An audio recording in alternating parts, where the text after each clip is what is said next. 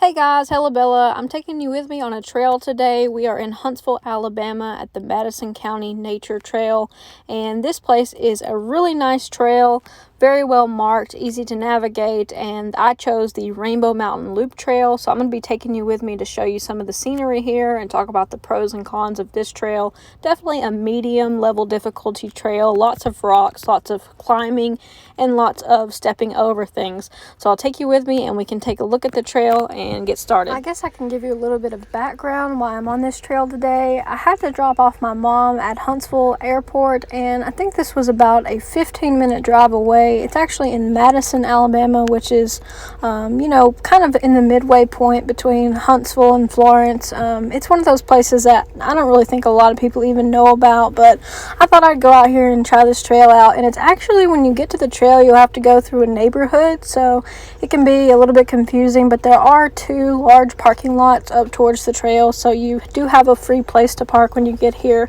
The rocks are probably the hardest part about this trail, and it can definitely get a little bit muddy if it is, has just rained. I noticed some mud today, and there are also a lot of people on the trail, so that tends to make it worse.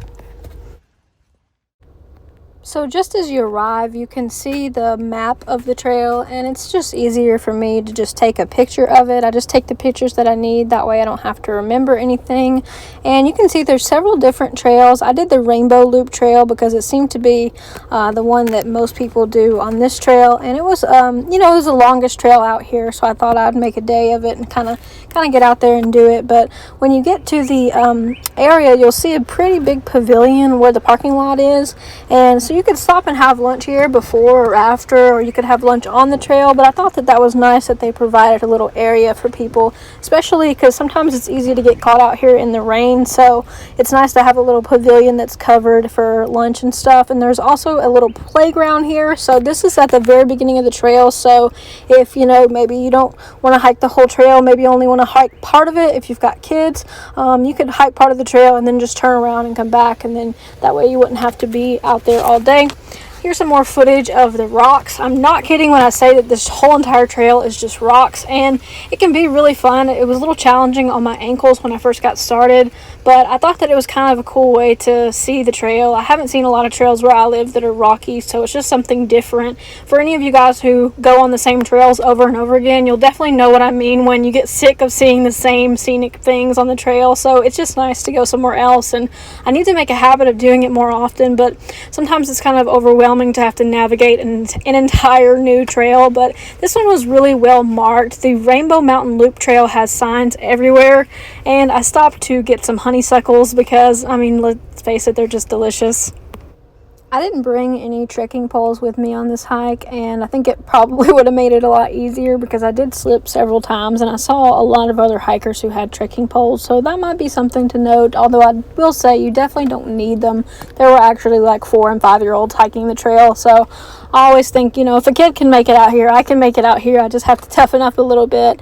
But overall, the trail is pretty crowded on the weekends. I'm not sure, on the weekdays, but I came on a Sunday and it was packed out. So one of the pros I would say is that, you don't have to worry about getting lost or being out here alone. But one of the cons is having to deal with other people and families. If you are an introvert, this may not be the trail for you, especially if you do want to see some wildlife. I think that would be nearly impossible with how many people are on the trail with kids because they're so loud they scare off everything. So not to be a Debbie Downer, but just trying to give you the pros and cons of the trail. The pros are that it is extremely easy to get to, easy to navigate, and overall just a really beautiful scenic trail. So I would say if you have a Saturday or Sunday that you can come out here for an hour and a half to 2 hours, definitely get out here on this trail.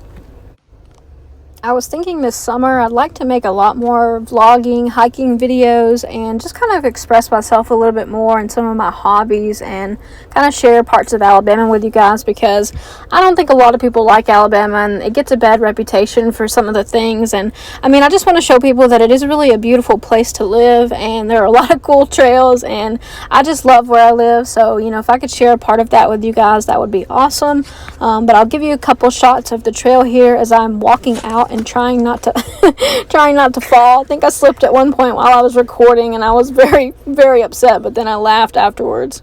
I saw this creepy little hole here, and I stopped to peek inside of that, and then the last thing I saw was this spider web up in the tree here, and it is super creepy. I think it's a spider web anyways. It looks like it. I've also seen cocoons in things like this with the butterflies, but I think that was definitely a spider web, and it was super creepy looking. On my way out here, I checked my watch to see I burned almost 400 calories, got 5,000 steps, so definitely a good workout here. And just want to make a note that the park does close 30 minutes after sunset, so plan accordingly, and I will catch you guys in the next video. Take care.